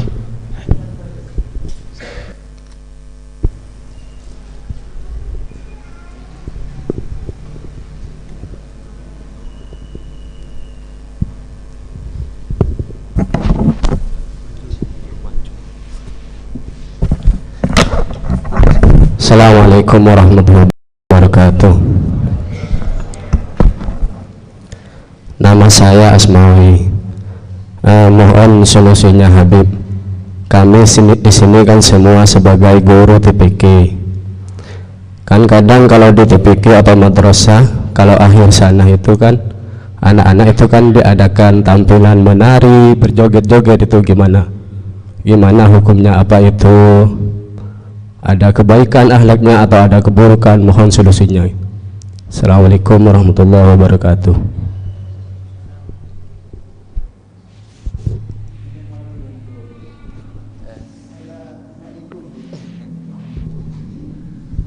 Sebisa mungkin ya, jangan pernah ada hiburan-hiburan khususnya yang perempuan ini ya. Jangan ditampilkanlah depan orang-orang banyak. Dulu bahkan guru kami Al-Habib Umar bin Muhammad bin Salim bin Hafid ya, guru kami ketika datang ke rumah ipar saya itu di pondoknya, punya anak usia 1 tahun 2 tidak sampai 1 tahun mungkin usianya, masih kecil sekali, bahkan belum sampai mungkin 1 tahun, dipakai rok pendek sama kerudung, mau ditahnik ya, mau ditahnik. Kata guru saya, alwi pada orang tuanya, kepada ipar saya, biasakan anak perempuan mulai kecil jangan pakai rok pendek seperti ini. Maksudnya jangan tampil-tampil lah kalau perempuan itu ya, biar laki-laki aja yang tampil-tampil ini. Perempuan ini semakin terjaga semakin bagus, semakin jaga ya. Kalau itu misalkan penampilannya dari anak-anak yang tidak menimbulkan syahwat, sekedar untuk hiburan sebelum usia balik maksudnya ya, untuk kalangan sendiri dengan para wanita tidak ada masalah. Tapi kalau untuk umum lebih baik jangan sudah. Kalau untuk kalangan khusus misalkan perempuan-perempuan saja itu ya, hafidhah perempuan ada ini apa semuanya, yang dilihat hanya perempuan saja, tidak ada masalah. Tapi kalau itu nanti pemandangannya umum, karena kan cara pandang orang berbeda-beda. Karena itu kan orang membatalkan wudu ini Pak, bukan dari baliknya perempuan. Tetapi kapan perempuan dilihat sudah ada syahwat, kadang-kadang wajah perempuan walaupun kecil dilihat oleh orang ini, yang laki ini bisa menimbulkan syahwat karena cantiknya luar biasa dan lain sebagainya ini, itu yang bisa batal wudunya orang. Makanya tidak boleh sudah untuk ditampilkan perempuan-perempuan yang seperti ini walaupun dia belum balik. Ya, perempuan sebisa mungkin dijaga, kecuali kalau itu khusus perempuan saja tidak ada masalah. Kalau yang tampil-tampil laki tidak ada masalah lah. Seperti itu mungkin ya. Jadi kalau bisa saran saya, janganlah ada joget-joget itu. Aturannya siapa joget-joget itu lagi? Tampil di depan orang joget, aturannya siapa? Jangan ya. Ini bagaimana cara agar anak bisa cepat menghafal Al-Quran dan tidak gampang lupa. Yang namanya kecerdasan itu anugerah. Yang namanya cerdas dan kuat menghafal itu anugerah. Tapi pengalaman saya Pak ya, pengalaman saya pribadi dan adik saya, subhanallah kok sama pertanyaan guru saya dengan saya. Ketika selesai menghafal Minal Jinnati wan Nas 30 juz, guru saya tanya kepada saya, kamu bisa menghafal Quran 30 juz ini pasti dari keluarga kamu ini ada yang cinta sama Al-Quran. Pasti dari keluarga kamu ini ada yang cinta dengan Al-Quran, sehingga dikaruniakan anak dan cucu yang bisa menghafal Al-Quran. Lah sampean kalau kepingin punya anak penghafal Al-Quran yang bagus, cintai Al-Quran dari sekarang. Yang namanya cinta itu bukan Ramadan saja dibacanya, setiap waktu dibaca. Nanti kalau tidak kesampaian kepada anaknya, akan kesampaian kepada cucunya yang menghafal Quran nanti. Dan subhanallah, adik saya juga ketika selesai menghafal 30 juz Al-Quran ditanya, pasti dari keluarga kamu ini ada orang yang cinta sama Al-Quran, sehingga kamu bisa menghafal Al-Quran ini katanya. Faham ya? Kalau masalah bagaimana supaya tidak gampang lupa, ada doa-doa dan kiat-kiat. Di antaranya kita diajarkan inna fi khalqis samawati wal ardi wa ikhtilafil laili wan nahari wal fulkil lati tajri fil bahri. Itu juz kedua. Dibaca sebelum tidur. Apabila rutin untuk membaca itu sebelum tidur, maka akan diberikan kekuatan di dalam hafalannya. Ini dianjurkan bagi orang-orang yang menghafal Quran, dibaca itu setiap malam sebelum tidur. Dan membaca suratul Waqiah setelah ba'da asar. Ini membuat orang kuat di dalam menyerap ilmu dan dalam penghafalannya. Tetapi pengalaman saya ngapal Quran itu bukan bagaimana ngapalnya, tapi bagaimana sabar untuk duduk di dalam menghafal Al-Qur'an. Nah, sabarnya ini yang perlu. Karena otak ini, Pak, besi itu pisau setajam apapun kalau dibiarkan bisa berkarat dia. Tetapi besi setumpul apapun ketika diasah terus dia bisa tajam. Begitulah perumpamaan otak manusia ini. Kalau sudah dibiasakan ngapal mulai kecil, walaupun dia itu pertama lemah, ketika diasah setiap hari akan menjadi tajam. Tetapi walaupun dia anak yang cerdas, tapi tidak digunakan kecerdasannya, dibiarkan nganggur, diam, kumpul begitu saja tanpa belajar, tanpa menghafal, maka kelak lama-lama akan menjadi lemah, akan karat juga besi itu. Nah, seperti itu perumpamannya. Jadi biasakan ngapal mulai kecil. Ketika sudah kuat, akan mudah menghafal Quran dan lain sebagainya nantinya. Wallahu a'lam bishawab. Satu lagi, monggo. Izin bertanya Habib, Afwan Habib. Kami dalam mendidik anak, misalnya kita sebagai orang tua kadang mendidik dengan hikmah, dengan baik. Kadang mungkin juga keras, kadang juga longgar. Akan tetapi kadang anak-anak kita itu lebih nyaman, lebih enak dengan mbahnya atau dengan pak leknya, dengan pak D-nya, karena selalu dimong, selalu dimanja, sehingga terjadi karakter bagi anak itu ada pelarian Habib. Ketika di orang tua dimarahin, lari ke mbahnya misalnya, atau ke pak D-nya atau pak leknya. Padahal kita belajar mendidik anak itu dengan cara yang baik, tapi kadang di lingkungan kita itu tidak sejalan Habib. Mohon solusi. Mungkin juga pernah terjadi kepada saudara-saudara. Ini sering terjadi Habib. Bahkan mungkin ke mbahnya. Ketika sudah ke mbahnya, kita sebagai orang tua ya sudah enggak berkutik Habib. Kita juga masa marahin orang tua kita, kan seperti itu Habib. Mohon solusinya dan juga mohon arahannya Habib. Terima kasih. Assalamualaikum warahmatullahi wabarakatuh.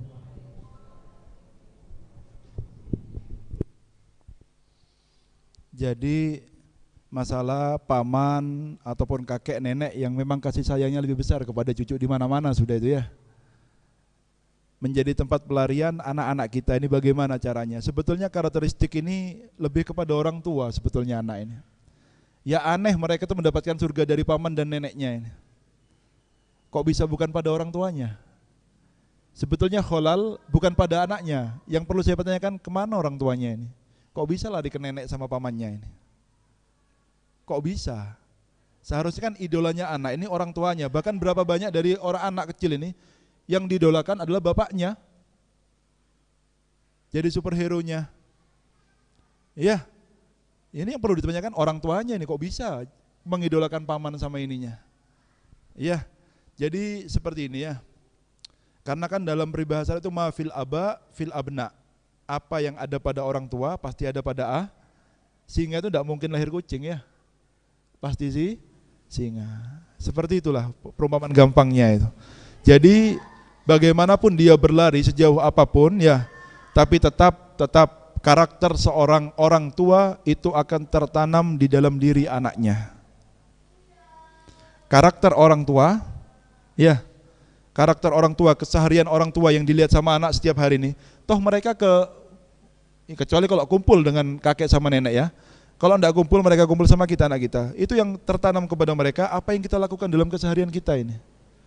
Walaupun tuh seperti mereka manja, tapi bagaimana sedikit demi sedikit tertanam dalam kebiasaannya, dalam akhlaknya, dalam ibadahnya, apa yang kita lakukan di rumah kepada anak-anak kita ini. Seperti itu, tidak bisa. Ya, bagaimanapun karakter yang paling kuat karena ada darah gen ini tetap orang tua.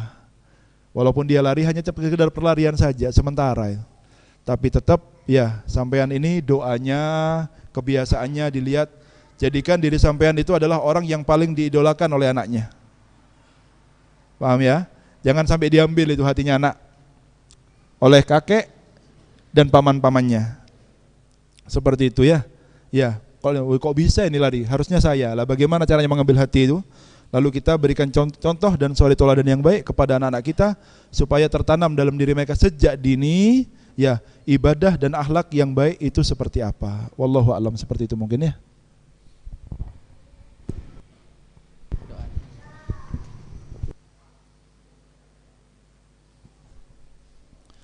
Bismillahirrahmanirrahim. Alhamdulillahirabbil alamin hamdan yuafi ni'amahu yukafi mazidah.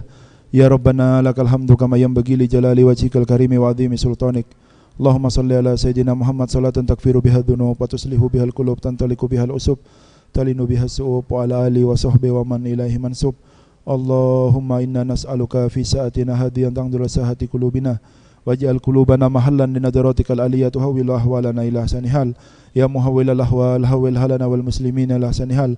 Wangkulna min diwanis saqawa ila diwanis sa'adatil kubra sarmadiyya badiyya birahmatika ya arhamar rahimin. Waj'alna wa dhurriyyatana wa tullabana jami'an mafatihal khair wa maghaliq lisar. Amilna jami'an bimahdi fadlik wa la tu'amilna bikisti adlik. Waj'alna minadzakirin sabirin syakirin muhlisin mahbubin makbulin. Waj'alna min ibadika sholihin warhamna bitika ya arhamar rahimin. Waj'alna wa dhurriyyatana jami'an munawwarina binurika ya Allah wa binuri habibika Muhammad sallallahu alaihi wasallam wa binuril Qur'an wa binuri sunnatil qurra. Waj'alna kadzalika hatta tahsuruna tahta liwa'i habibika Muhammad sallallahu alaihi wasallam ma man an'amta alaihi minan nabiyyin wasiddiqin wa suhada wassalihin wa hasuna ulaika rafiqa. Dzalika fadlu minallah wa kafa billahi alima. Waf'al kadzalika biwalidina wa dzurriyyatina wa ahbabina la yaumiddin bi rahmatika ya arhamar rahimin. Allahumma ahtim lana wa lahum jami'an bil husna wa anta radin anna. Rabbana taqabbal minna innaka antas samiul alim wa tub alaina innaka antat tawwabur rahim. Rabbana atina fid dunya.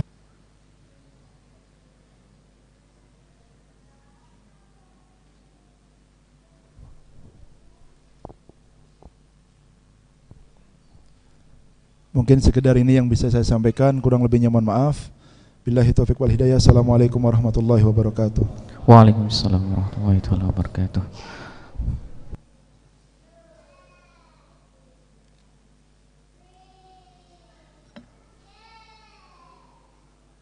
Alhamdulillahirabbil alamin. Terima kasih banyak Habib Ali Faisal atas mau'idhah hasanah. Mudah-mudahan ilmu yang kita dapatkan bisa kita aplikasikan dalam kehidupan sehari-hari. Amin amin ya rabbal alamin. Diinformasikan bulan depan September, tanggal 8 September nanti insya Allah kita acaranya masih di Masjid Nur Inka Darussalam. Tempatnya di Masjid Darussalam. Untuk penceramahnya non Gus Hafid atau Khadimul Majlis Subhanul Muslimin Probolinggo Paiton. Insya Allah tanggal 8 September nanti di Masjid Darussalam. Bapak Ibu jamaah sekalian, saya selaku pembawa acara apabila ada kekurangan, ada kata-kata yang kurang berkenan, kami minta maaf yang sebesar-besarnya. Kita tutup kajian Ahad Duha ini dengan doa kafirul matul majlis. Subhanakallahumma bihamdika asyhadu an la ilaha illa anta astaghfiruka. Dari kami, assalamualaikum warahmatullahi taala wabarakatuh.